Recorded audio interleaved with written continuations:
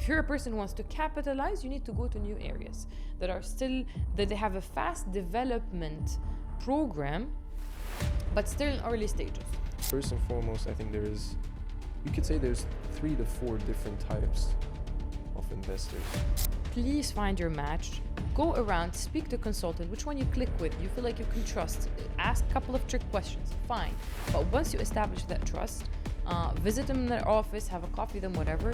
Just stick with that person and plan your strategy of investment. If you're a person who wants to get the maximum and really have the best property within 10 years, go in a slow development area and just stack your money there.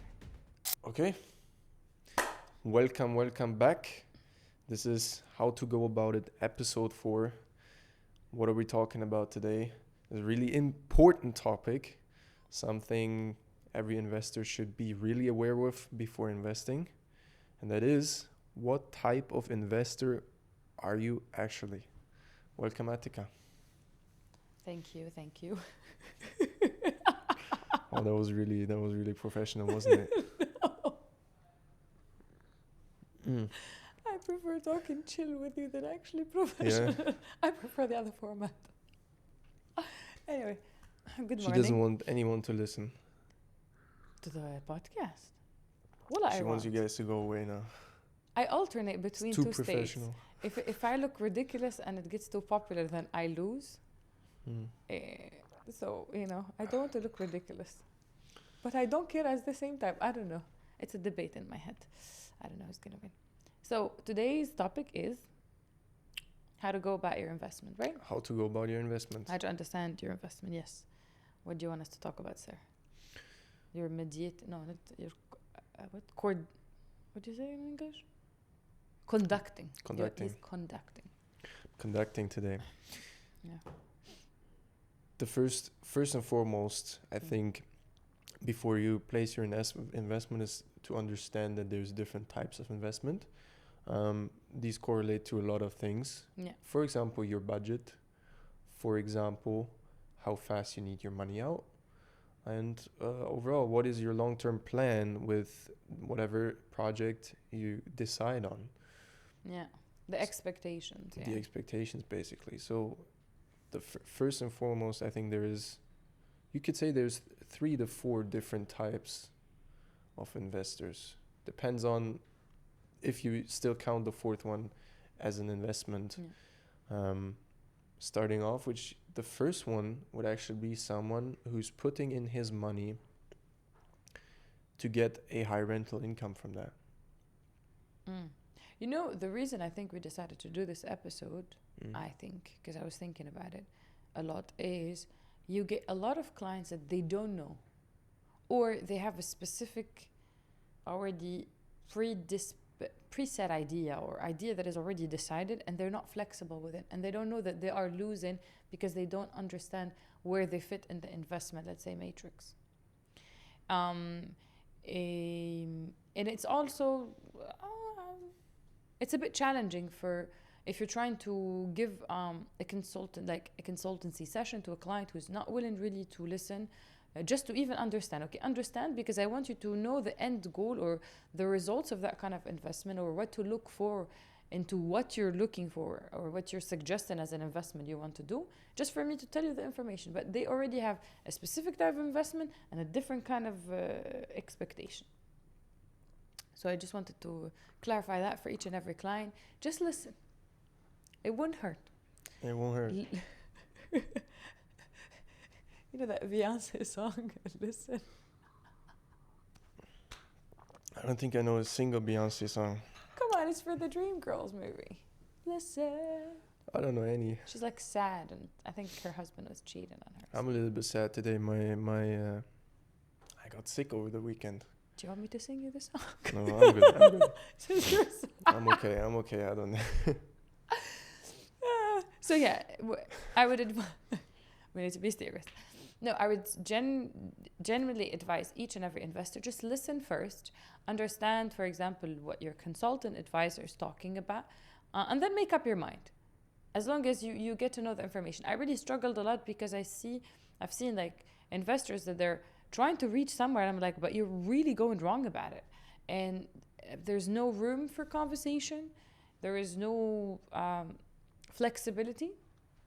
It's like predefined notion, which made me really like back off, because I don't want to carry the consequences of that. You're not going to reach there. You're not going to get the ROI you want. You're not going to exit as fast as you want to exit, etc., etc. So yeah, I think that's the best way to really start this conversation. Honestly, it was better than I did. I'm not fully there today, but I like to keep it authentic. So I didn't want to like do retake or something. I don't like to do that. So we'll keep it as it is.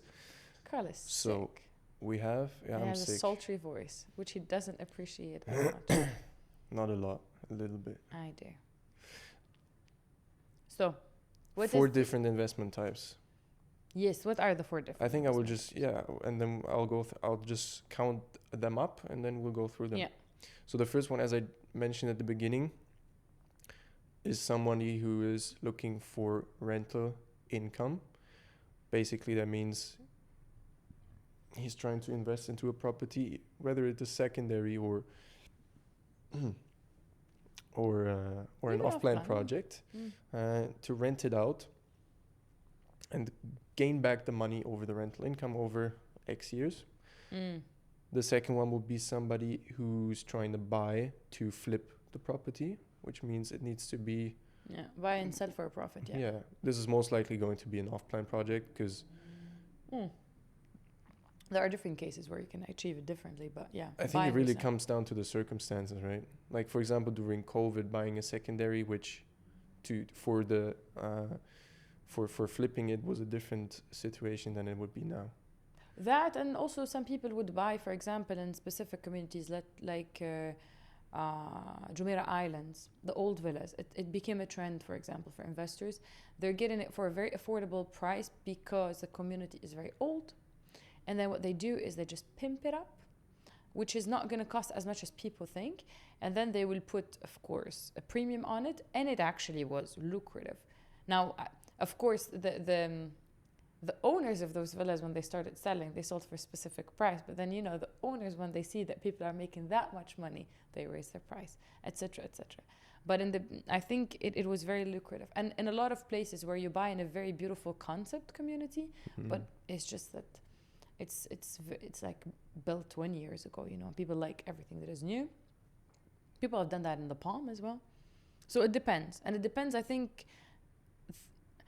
somebody who comes from the background of construction or design or architecture is well equipped to do that investment. A regular person, because I've heard it from a lot of people, I'm like, yeah, but you need to know a contractor because there's a cost to everything. You need to understand material. You need somebody who really understands how construction works and how design works. Or you're going to be taken for a ride, or you're not going to get the best quality or whatever. And then when you're trying to resell it, So there is a niche of investors that they work in construction or understand construction, that's lucrative. That's for resale. Or either secondary anything during COVID made money. Like the worst property in the world made money. And even there's still like 2 types. That's why I said 3 to 4 different types of investors, however you want to see it.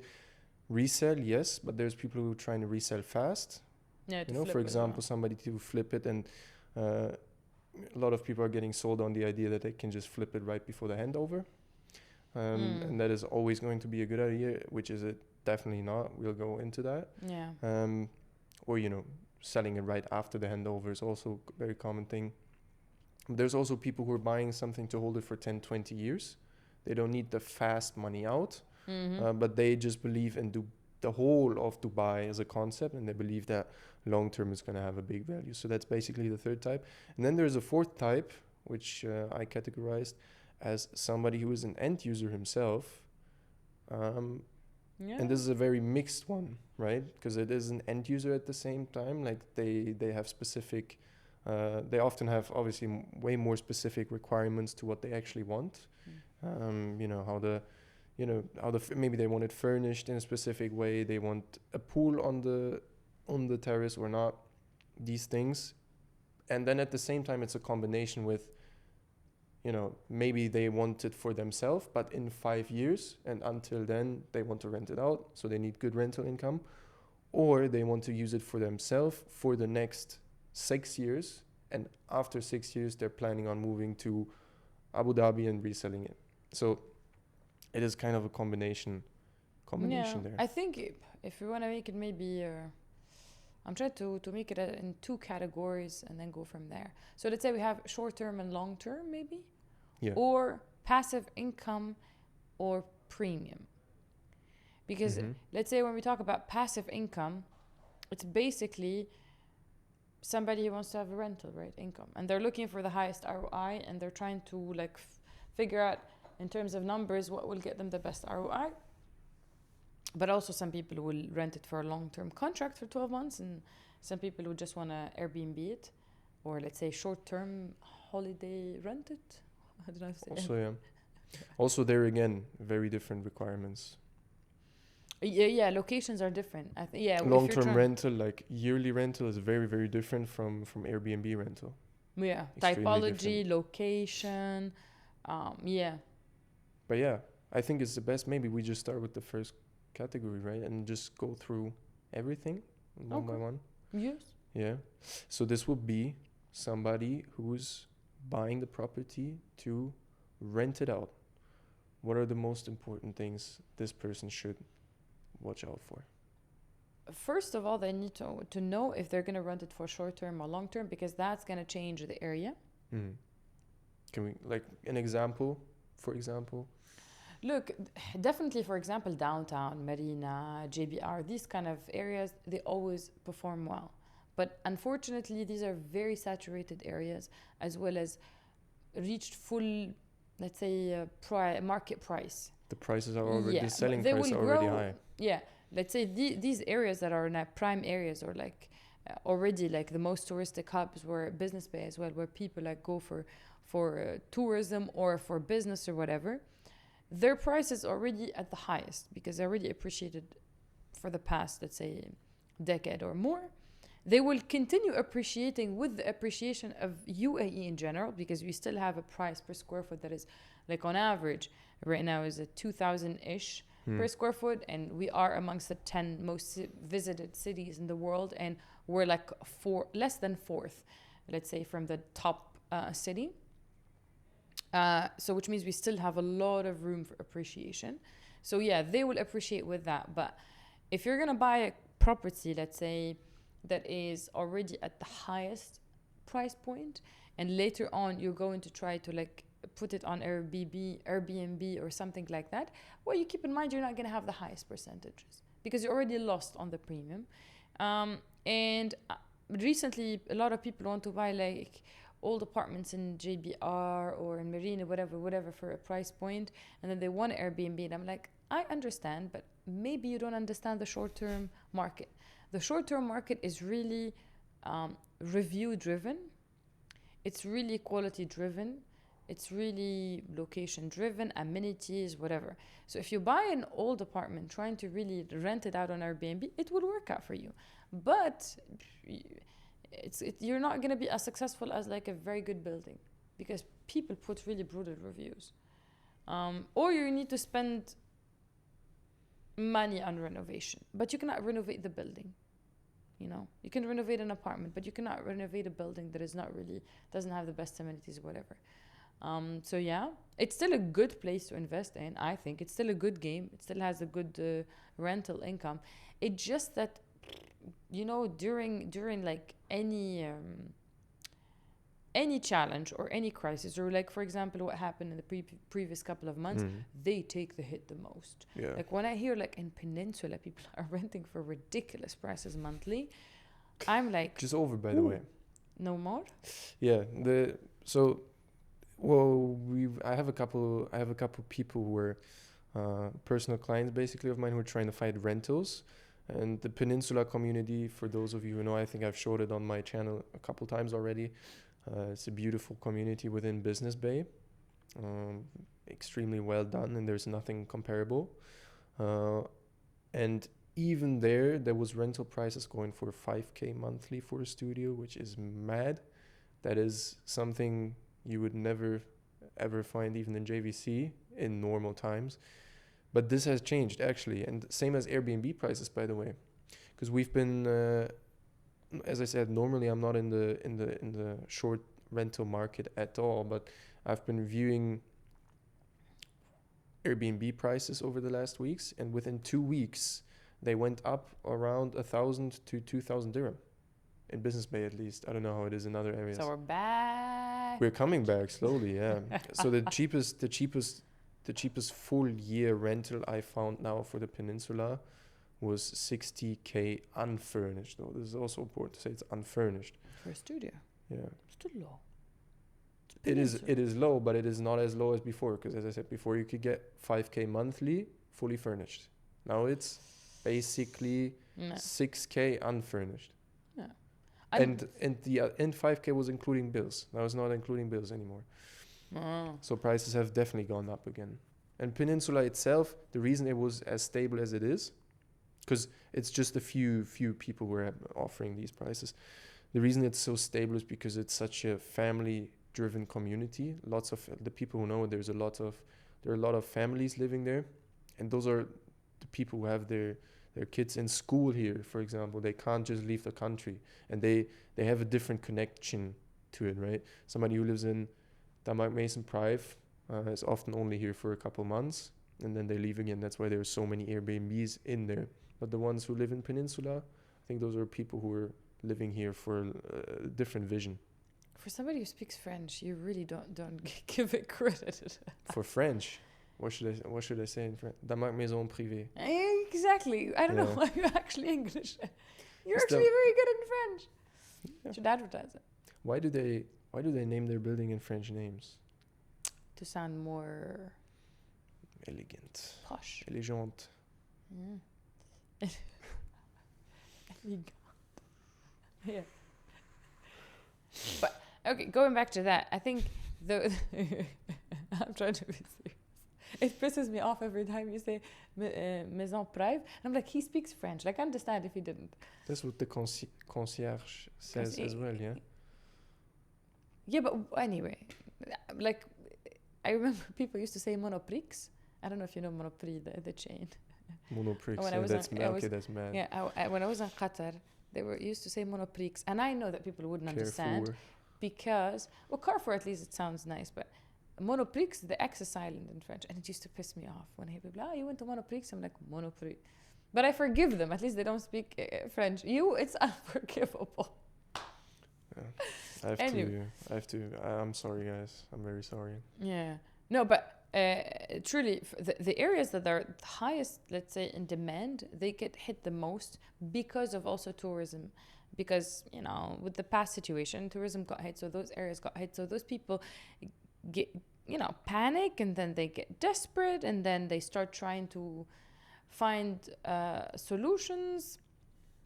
And they break the rental market price. Like, something happened very nice in Dubai, that the resale market didn't budge. It went down to 4%, and then now it's like plus 1%, which I love. That's the resilience of a market. If you are an investor, you would know that I'm entering a market when there is a crisis, the price doesn't really drop to half, when people are panicking and like selling out and leaving. And it goes back up, and it's even appreciating 1% just after that. And we still haven't cleared it yet. Like, the conflict is not cleared yet. There are still talks, like, politically. So that's a great thing. But I don't know what happened in the rental market. It's really annoying that people panic and start to really want to rent out very fast. I understand, but it's like it's like a domino effect. Everybody's dragging the other, For sellers or owners, like, good job.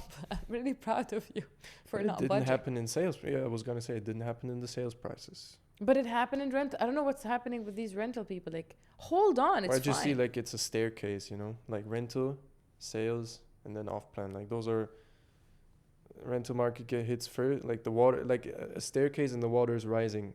Rentals is the lowest.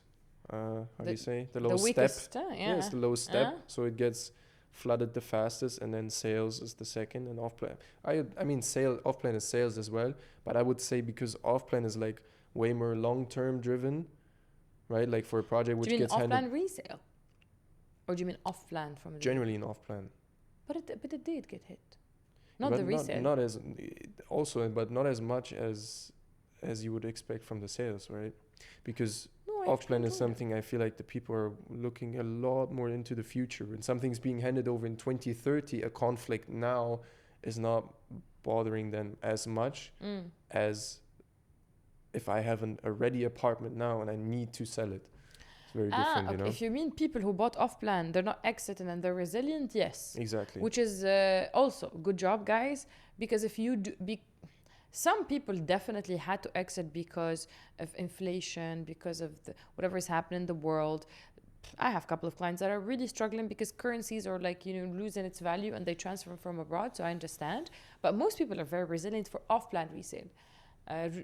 Yeah, I think resale in general, whether it's off-plan or ready, has been shown like resilience. I think resale, off-plan resale, maybe budged a bit because some people had to exit.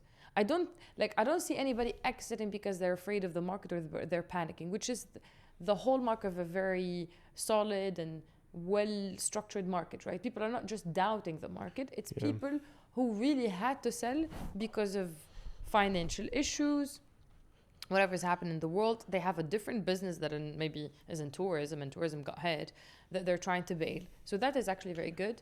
But I think I will put lower, like rental got hit very much. Off-plan from developers got hit, which I'm happy about because prices were climbing very high and the prices now went down. People don't understand that you better get it as now, or how to say it in English. You better get in now because the prices are going to increase very much worldwide for whatever happens. But after a crisis, it's going to raise, right? So right now you can take advantage of what's happening off plan because developers, they need to sell and they're trying to really be flexible. They're offering good payment plans, except EMAR. For the love of God, they're not budging. But yeah, like I think all developers, they're like launching new projects with very reasonable price that I think if it wasn't for this situation, they will be asking for more because the market is unheated and the number of transactions went down. Then you're right. Resale and was it off-plan resale and then resale. Resale is the most solid one. And I think another reason why the developers are in pressure now is because the development costs actually went up.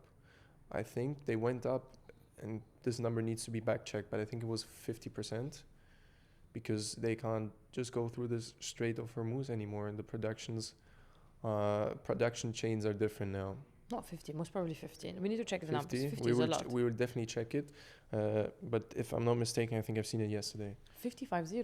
I think it's a bit hard. Because the thing is that I think the margin for the developers is not going to be dependent on how much you bought the plot, quite frankly. But if you check, like they're not really earning more like than 40-50%. But we have to check.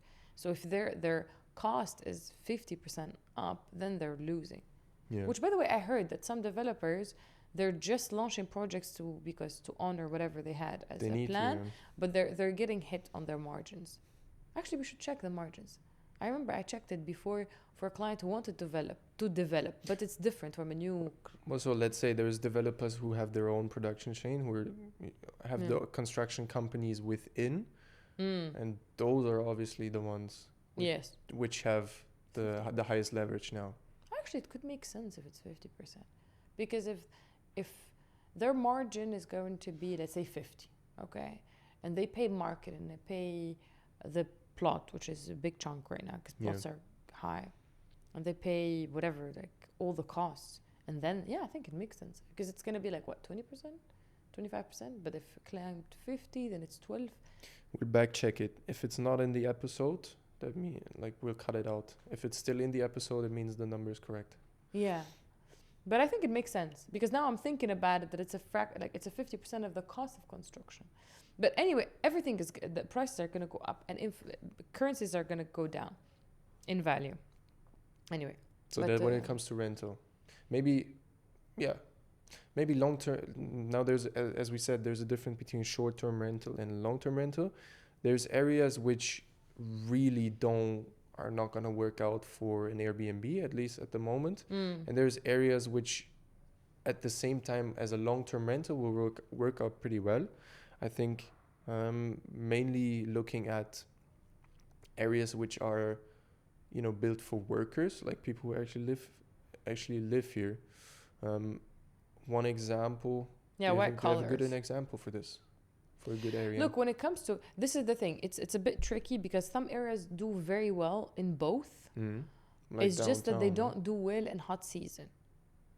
So, for example, give like the example of JVC, Motor City, Sports City, Arjan, JVT. They would actually do well. JVC do well, by the way, in Yeah. Airbnb. It's just that in the 3 months where it's super hot, their performance tend to drop very much.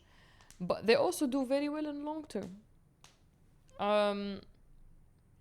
I would think, yeah, those areas are going to do well either way. Yeah, but you're not going to expect like the highest rental income like when it comes to Airbnb because it's not a touristic area. Maybe later once we have the metro lines all well established, but that's going to take it's going to take almost a decade for all of that to happen, right? For the whole like pink, blue, green, whatever they're going to do, gold. I think maybe good examples would be, for example, something like Sports City, Studio City.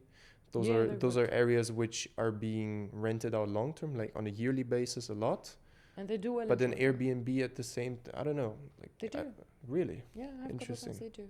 It depends. This is the thing. Again, it depends on the company you're working with. If it's a very good company, which they're really good at what they do, yeah, you tend to actually be.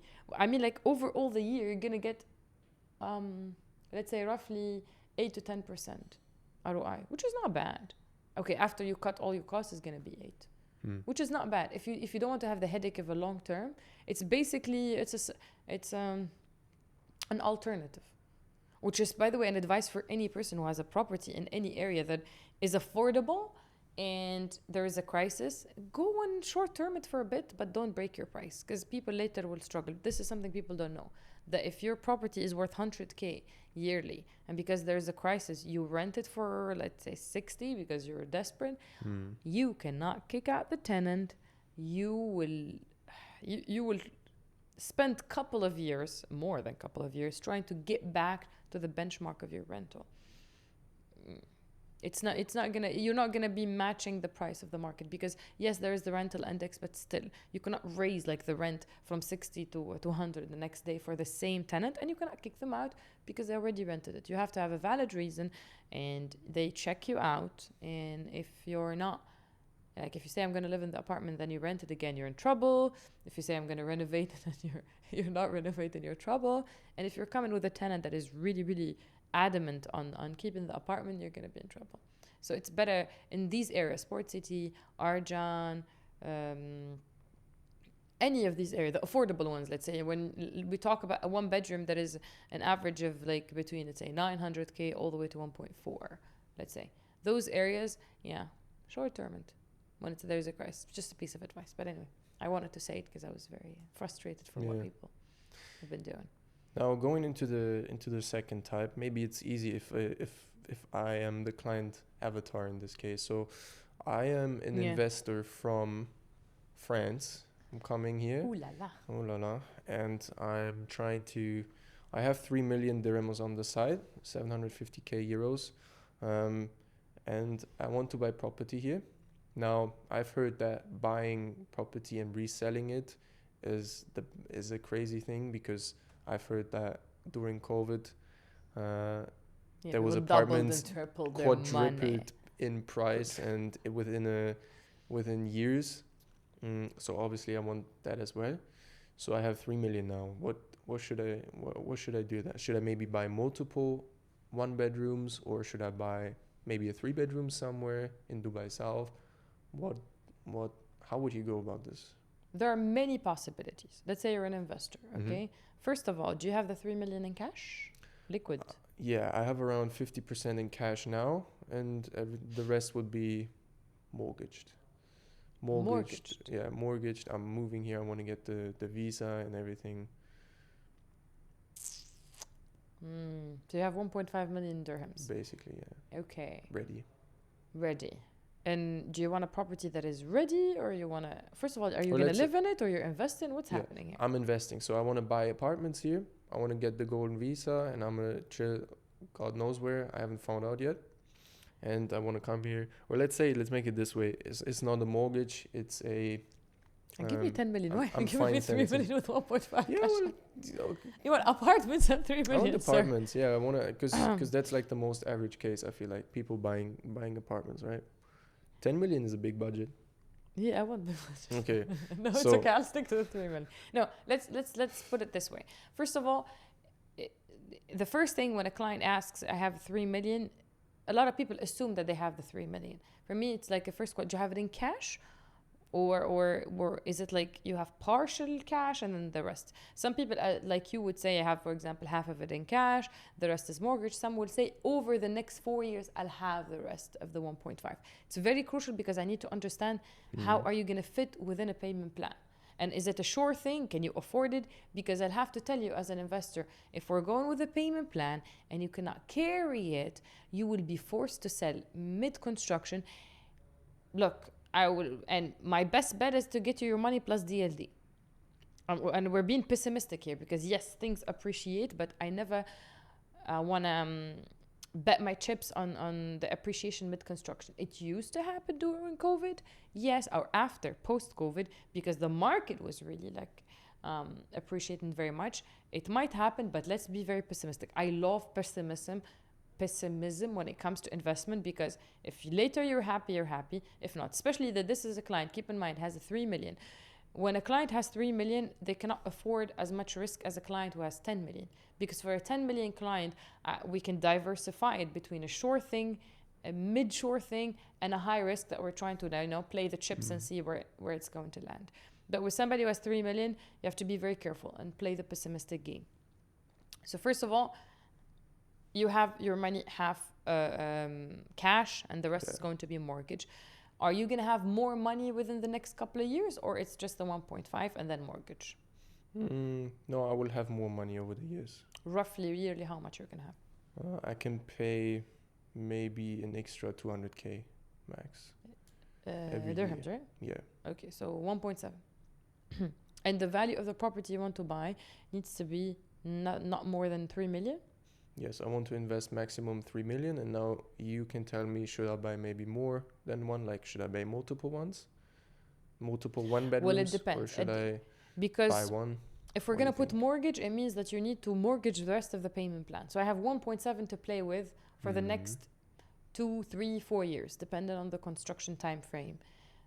You have most of it cash, which is great, which means we don't need to really focus on which down payment or payment plan in the beginning. But still, if you're going to be trying to mortgage at least 40%, is that 40? Because you have 1.7 out of 3. Is that 60%? 6 times 3? 6 times 3 is 18. So it's not 60. So let's say 55. So you're going to mortgage roughly 45. So we're going to stick to 45 on handover payment plan, let's say, because you're going to mortgage it. So either it's a one property or multiple properties, we're going to mortgage 45%. So we need to find you that, or at least, or 50-50, 40-60, but depending on that. And then it depends. If you're telling me that I want to have a passive income or I want to buy and resell, what are you looking for? I want to I heard, I don't know, you can tell me what's smart about it. I heard that reselling is really good because after a couple of years, because I've seen my friend, he bought in 2021, and my friend, he said he almost tripled his money in like 2-3 years. I want And that that's as well. not going to happen again, sir. Rest assured. If it happened, I'm happy for you. Let's make money together. But it's not. What? This is how I lose clients, by the way. This is exactly why I'm losing clients on a daily basis, because I'm setting expectations very low. No, seriously, people have to be very aware of this. What happened in COVID was very unprecedented, even in general in markets. Like you find this, for example, what we're having in Ras Al Khaimah Casino. Also, it's a factor. COVID was a factor.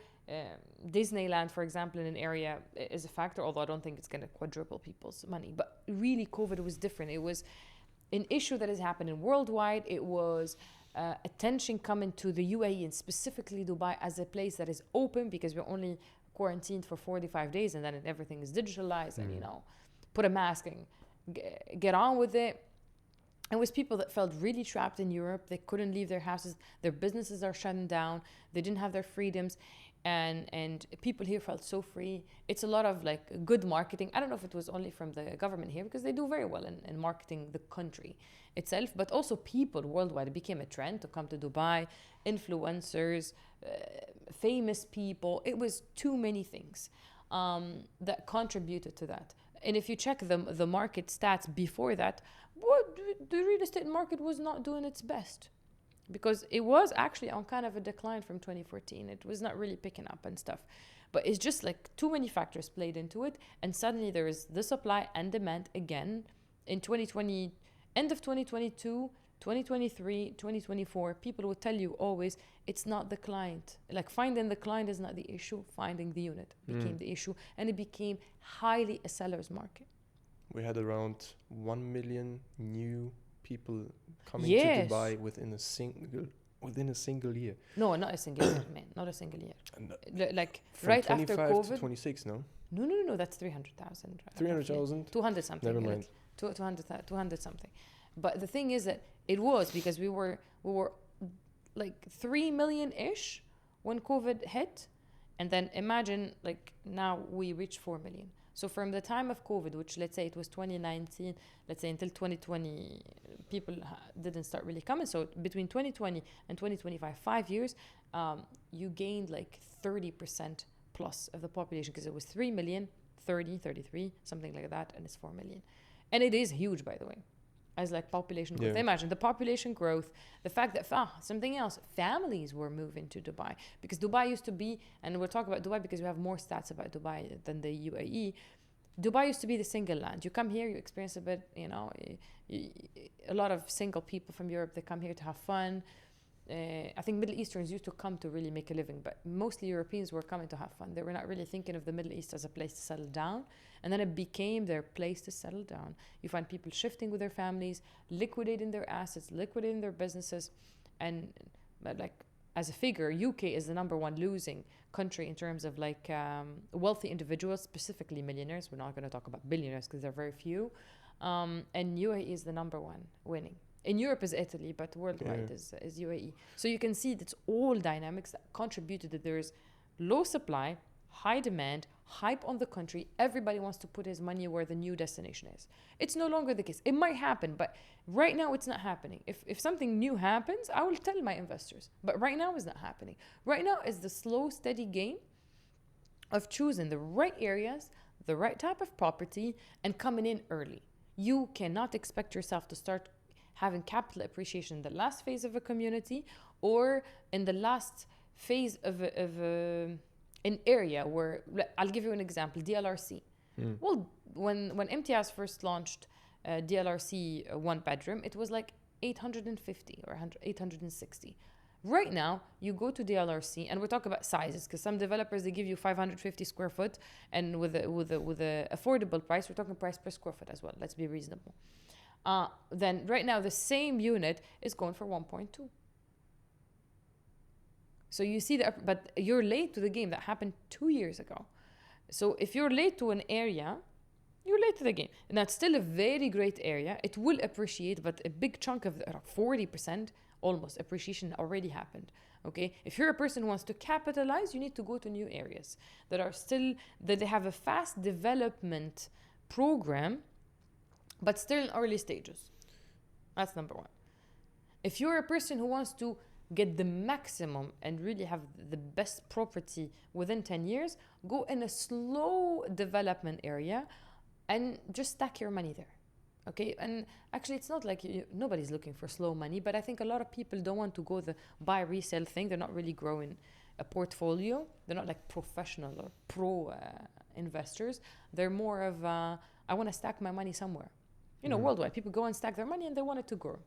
I think then you go to a long-term, let's say, vision area in Dubai, and then stack your money there and wait for it, because at the end, the curve is going to be massive. It's going to be slow, steady, and then and then you just gained a very good asset. And different type of properties, etc. So how do I know? Because this seems to be very important for an investor, right? When is the right time to exit? You cannot predict the right time now. because people think that, okay, I'm going to exit in 2 years. You cannot. I think, again, during COVID, it was the flipping market. Actually, people would buy a property from the developer, pay, let's say, the 30% that the developer puts as a minimum payment to resell, and then flip it, and within the next 6 months, they made money. I understand why people are doing it.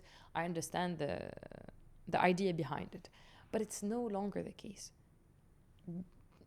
Honestly, it's no longer the case.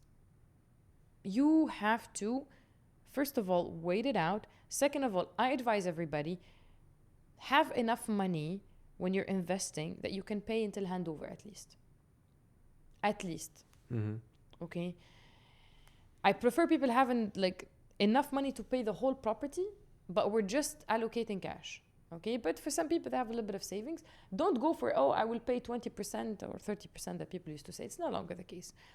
And then you have to, again, what we said in the last episode, if you already found your match, if you found the right consultant to work with, then they will keep you updated. Because if you're a person who wants to buy and resell, okay, I make money out of your buy and resell, you make money.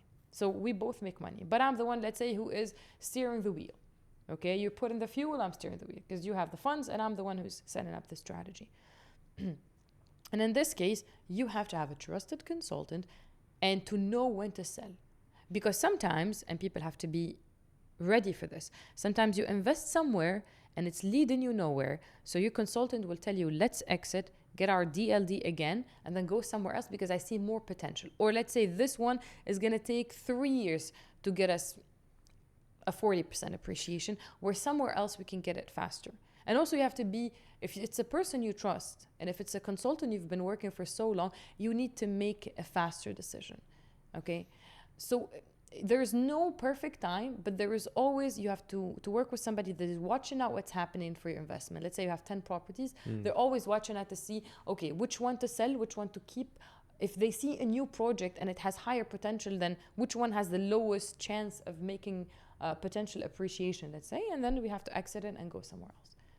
In which case would you actually recommend somebody going for a mortgage? Or would you generally even advise to take a mortgage? Oh, well, mortgage. For me, if somebody has a lot of liquid cash, okay, no need to use it. Especially if the rates are good, and the rates are good actually here. And you want to build a huge portfolio and you still have 50% to pay, well, let's go somewhere else and have appreciation, okay? So go for a mortgage, especially if I see, because certain communities, and this is something people don't know, certain communities, it's going to appreciate after the handover. And sometimes if you buy in the first phase of a community, once it's handed over, you're still not going to feel the appreciation because the community is still not mature enough to attract people, because resellers also bring value to the community. And we see that there's still room for appreciation. Let's say, for example, you bought a townhouse for, let's say, 3 million. On handover is 4 million. But I can see that it can make you 6 million, okay, in the next year, once they handed over all the phases. If I make my calculation and see that, okay, you can gain 2 more millions, then I was like, hey, mortgage it, and then you're going to sell it after. You can sell it, by the way. Just don't use the funds. Let's go somewhere else, because in my mind, I'm always seeing, okay, where's the potential? So it's always like a game. And this is why you have to have your consultant, you have to have a strategy with them, and you have to tell them what you're looking for. And they have, like for me, I would tell somebody, okay, there is a risk there, but I can see a reward. Do you want us to take a risk or not? And some investors, they actually love risk. It's a character thing. Some investors are like, no, I don't want to go for that. So, okay, we'll take it steady and slow with you. Some people are very dynamic. It's like, oh, let's go. What's the worst case scenario? Well, we'll get out after, like, I don't know, a couple of years with no money really won. But if it really turns out to be what it is, then we can double. It's like, okay, let's take the risk. I think the people who are willing to take the risk are normally people who are maybe diversifying their portfolio. They can afford it, yeah. They can afford that. Right? Yeah. So if they lose, sure, the money might be lost, or some of the money might be lost, but it's not a total loss for them. While when somebody's coming with their life savings, for example, those are often I don't know. what do you feel like? Do you feel like people who are diversifying their portfolio, those are people who are buying in the luxury segment or let's say in the lower segment? It depends. It depends. Sometimes what I noticed is in our market, there is a lot of chaos happening where people are not advising people accordingly. So if you meet somebody and he's like let's say a wealthy person that wants to stack value in Dubai or stack money here in Dubai, like everybody does. Let's say, for example, what happened in the Russia-Ukraine war, and that the Russian money flowed in because people wanted to put money somewhere. Well, I don't think they were the best advice. They put a lot of money in luxury segment. And they put money on properties that they were told that it will appreciate, but ended up not really appreciating as much or whatever. Because everybody was showing the Lana Dorchester figures. And it's like, this is what you expect, triple your money. But still, the Russians didn't really lose much because their currency lost its value. So when they were selling, I mean, like versus the dollar, they lost its value. So when they're selling, they didn't lose money. So that is a situation. If you want me to speak about really good investors that they will build portfolio, I think they will invest in anything that makes sense. It's not really luxury. Some luxury makes sense. Some mid-section makes sense, and some affordable makes a lot of sense. Like Imtiaz is one of the best developers, or let's say Iman, Majid Al Futtaim, when they were launching GA Foods and they were given the one bedroom for 1.1. That was affordable, okay? But that was really like, it made so much sense. If I'm, let's say, an investor that has capital, I'll buy a couple of units there too, although it was not the highest value, let's say, in the market. I think probably Al Ghadir Gardens by Aldar was another one of those chances, right? Yeah, but it's a long-term game. For me, Al Ghadir, once the whole plan of 2040 is going to be like, comes into fruition, and they bought a big plot and they have so many phases to launch, which, by the way, it's very good for each investor to know that from first phase to second phase, the developer already added 8 to 10% value. I'm like, if they launch 10 phases, I don't know what's going to happen, but had a lot of potential. The starting price was very good. I don't think you should even be picky with the unit. I don't know why people have been like, get whatever you can get there. That was one of those moments where we said we addressed this already in the last episode, that it is really important to be ready, you know? Ready? What do you mean? To be ready when there opens up a chance. I was thinking you're going to talk about the client that said that Aldar is not a non-developer. I was like, let's shit on that client again. No, it's important to be ready, because these units, when a project like that gets launched, where a 2-bedroom townhouse has a starting price of 1.8 million, I think it started was 1.7, now it's right? 1.85. 1.7, then 1.85, and the next one, I think on the latest the brochure is already 2.1. The next price is going to be 2.1. That was the latest offer. Yeah, the latest for the 2 or the 3? For the 2-bedroom, yeah. No, I don't think it's 2.1 million. They sent it out, yeah. Really? A couple days ago. For the 2-bedroom? Yeah. From 1.7 to 2.1? No. Yeah, it's a 2. The third phase will be 2.1. The third phase already. I thought the second phase. No, the second one, they increased it by 200K and again 200K. Yeah. Like, so within the span of a couple of weeks, the developer... Months, let's say, because they're going to take a couple of weeks again. Yeah, 2 months, let's say. 2 months, yeah. 8 weeks. They increased the price, the total price, developer by 400K. So everybody who invested already basically made 400K. It's a great opportunity. I really want to send... Can you send this to the client who said Aldar is not really a good Sure. I just want to fix them. No, but it's a great opportunity. It's the long game as well, but for me, it's a great opportunity. And by the way, right now, it's nothing. Because once let's say in the next 5 to 7 years, it's going to be what happened in Dubai Hills Estate before, where people bought the townhouse for, I don't know, 1.6, and now they're selling for 5. I actually think Ghadir is, even now, I know you think you're losing money, but get in the game while it's going good, and you have to wait for 5 years to see what happened in the hills, or like 7 years. But at the same time, just take any unit. I get pissed off when clients see a high, I don't know, like one of the most hyped development right now in the borders, because it is Abu Dhabi, but we consider it Dubai somehow. And you're like, I want a corner unit single. You're not gonna listen unless you're going to buy 10 units, and maybe they will not give it to you because they don't care, because they have already the people for it. Just get any unit. When there's 1,000 people in the queue, but you only have 200 tickets, you shouldn't really be worried about which one you get. If you're an investor, you understand that. Don't be picky. Like, just get anything. It's gonna make money. And yeah, that's actually a very good example. I like that project. Then also Mira is gonna launch their community there, and I think they're gonna raise the price because they're gonna have like signature things with like because they do a lot of collaborations and stuff with the brands that they are the franchisor for. So they will have like Jean Franco Ferret, Trussardi, and all these things that they do, and they will take the market price even higher. It's on Sheikh Zayed Road. It's different because the other one is not on Sheikh Zayed Road. It's on the road that's separate in Dubai from Abu Dhabi. The other one is like this corner and high up. So I think it makes sense that it's going to be higher value, but that area, for me, that area, if you have money, go put it there. For everyone who's not aware with Dubai as much, Sheikh Zayed Road is basically the biggest, I think it's 16 lanes, right? 16 lane highway. I really don't know. Going through Dubai. And the reason so many, like a lot of investments advertise, like the Imtiaz Raw District, for example, they advertise the project with this road is because it is the main road, which is connecting everything. So obviously a property which is closer to it is in faster reach of, for example, downtown or the work location, wherever you have to go. So that adds up to the value.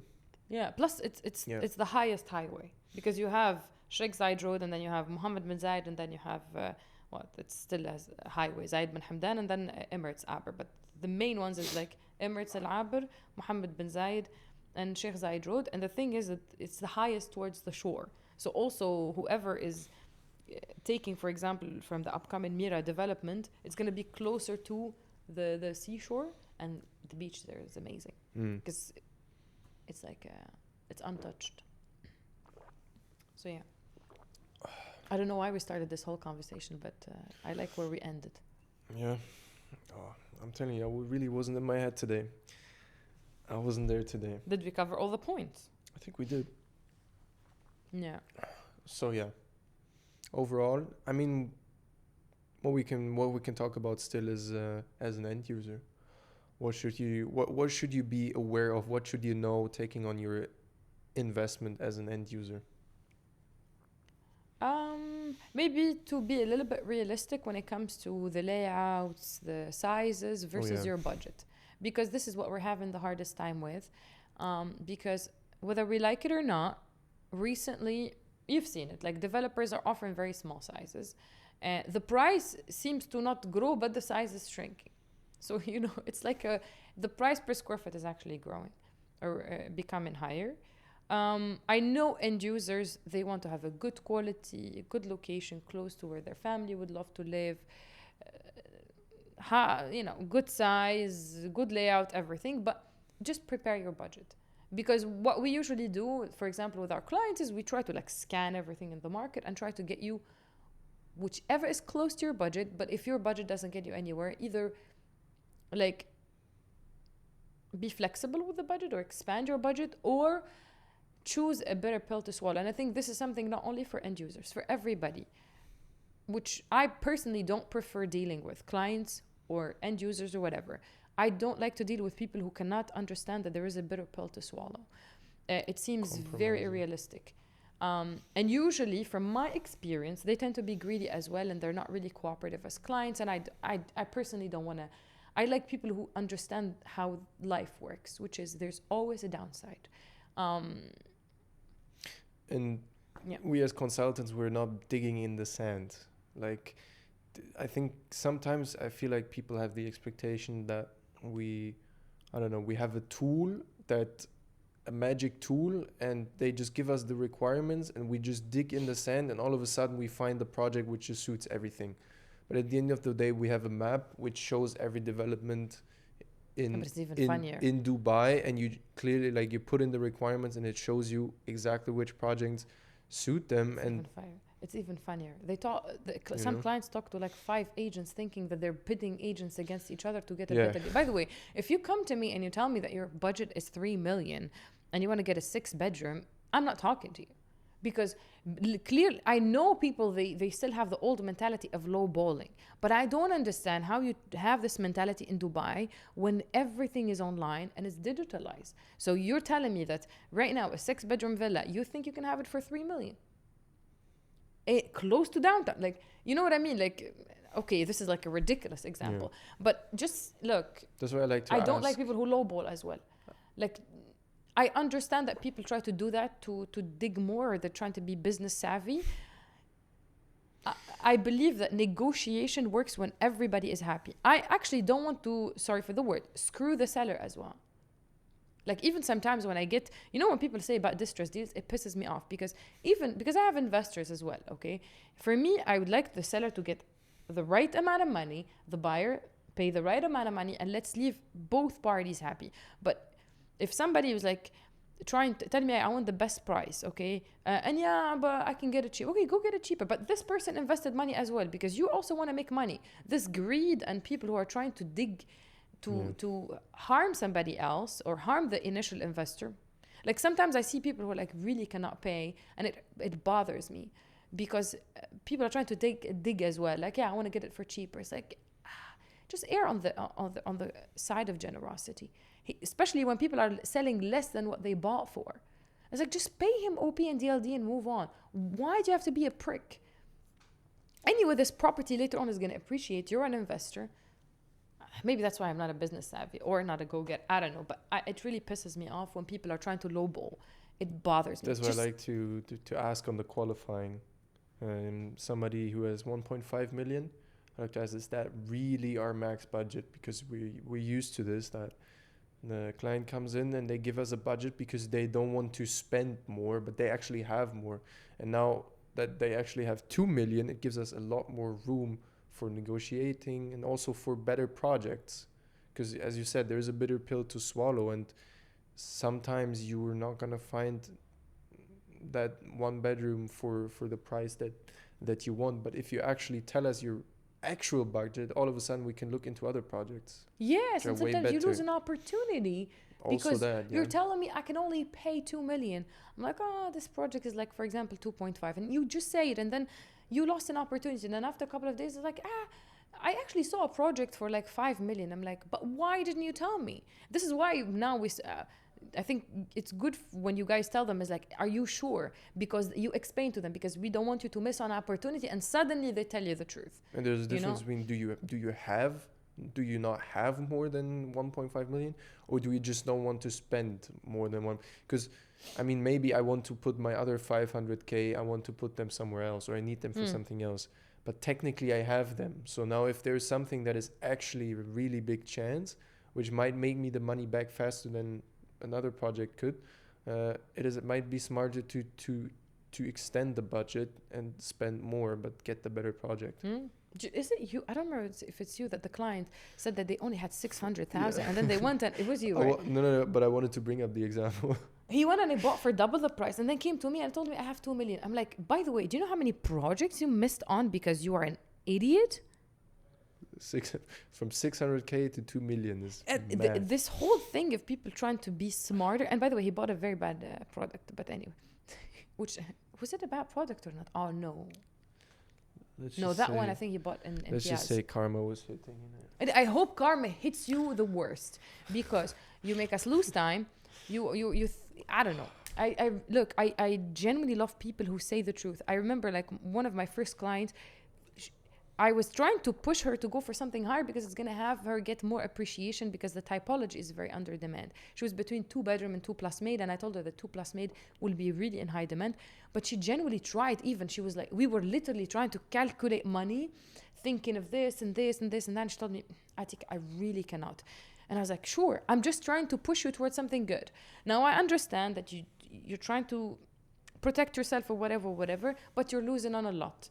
And please stay away from me if you're that kind of client. And it's funny because I feel, depending on the country where you come from, the clients have very different attitudes when it comes to money. Don't start this, because now we're gonna talk about it. No, I'm not gonna name any ethnicity. But what I'm saying is, or maybe I can do. I think Europeans in general are a lot more closed up. Like they don't like to blow out what they have financially. Really? I thought they were more straightforward. No, yeah. I know East Europeans but straightforward doesn't mean that you want to talk. Because talking about money, for example, or let's say in Germany, for example. No. In Germany, it's not a thing to talk about money, you know? While what I've seen here in Dubai, literally people talk about money in the elevator. Like I would talk to someone, and after 2 minutes in the elevator, I know how much money he makes a year. That is not happening in Germany. People are very Not in closed up Tunisia about either. money. Good luck. So especially to those who maybe feel like it's a little awkward to tell a person on, you know, your consultant how much you earn, how much can you afford mortgage wise, because you feel like it's private. The spirit over here is very different, and it is actually quite important to understand these things for the consultant to make the best investment.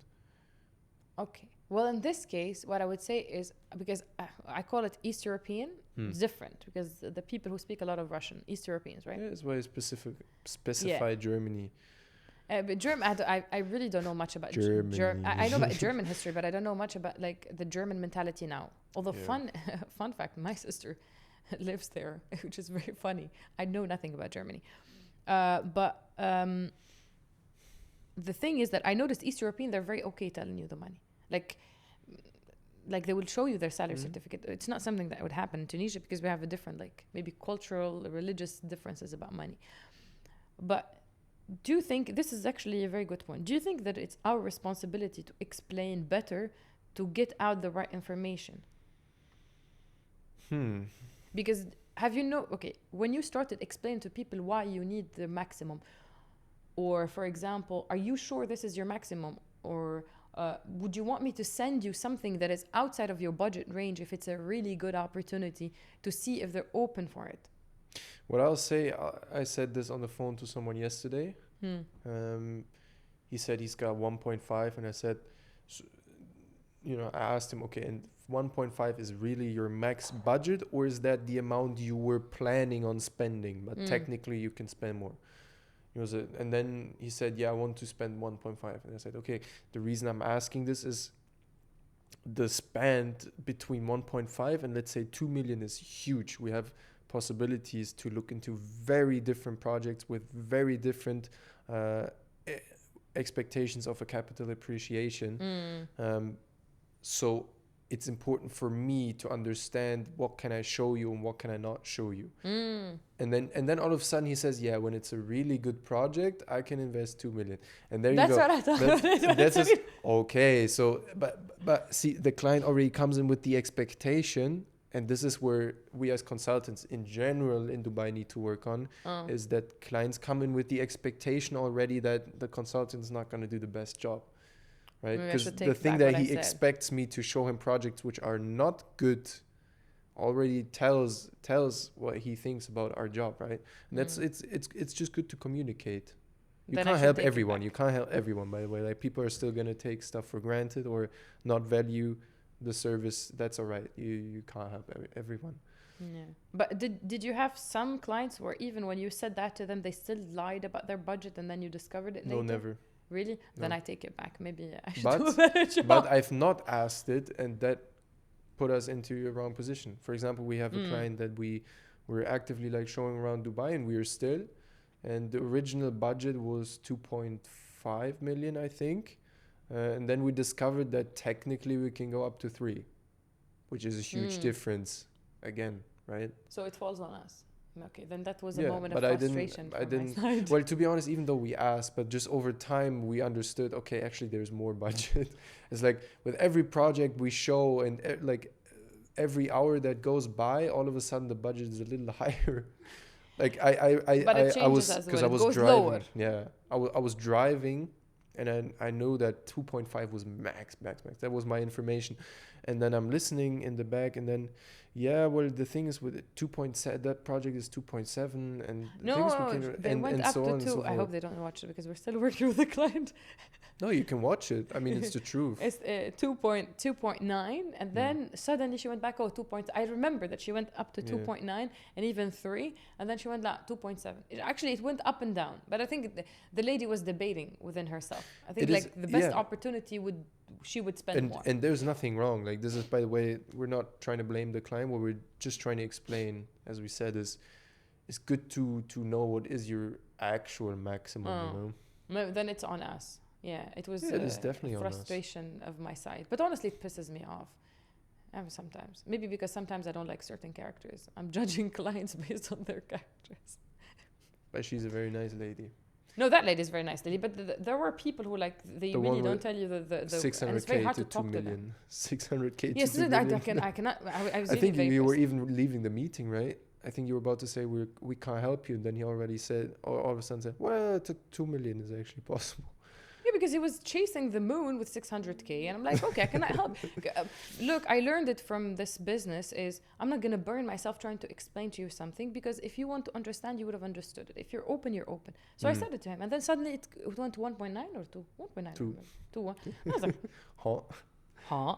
And the thing is, what It's you know, 4 times the what really budget. upsets me, and I think I should not take it personally, but I still do, is that we missed a lot of opportunities because of that lack of transparency. Now, listening now to Carl, I think we should do a better job with getting that transparency, and we're gonna get there with time, and we're getting there actually. But I don't know, like, you could have told me. And plus, by the way, I was really keeping a grudge or holding a grudge because he went and bought directly from the developer. So, because I think the one that Getting he bought. the information for free from a consultant, then go to the direct Yes, to yes, the yes, developer. yes. There is a special place in hell for clients who actually use all the consultants for information and then go buy directly. I think. The thing is, by the way, there's nothing wrong about going to the developer directly. The only thing you need to understand that the consultant you're gonna meet at the developer is obviously only gonna sell you this project, and whatever they say, it's the best.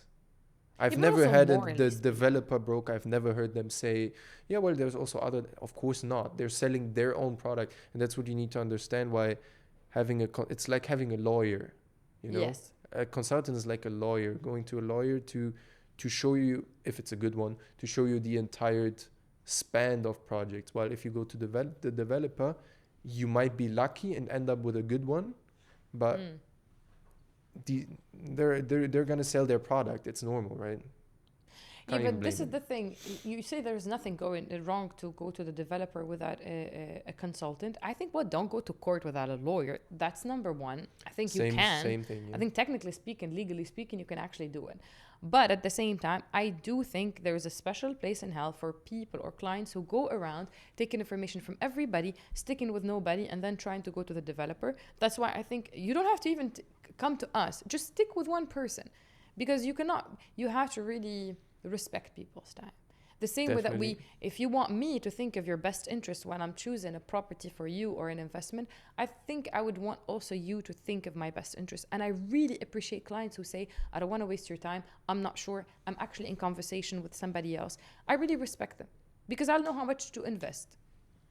Anyway, I'm not going to back off on that. There's a special place in hell for clients who use agents and then go to developers. It's really wrong, morally speaking. So let's. And may you get the worst deal of your life and the worst unit.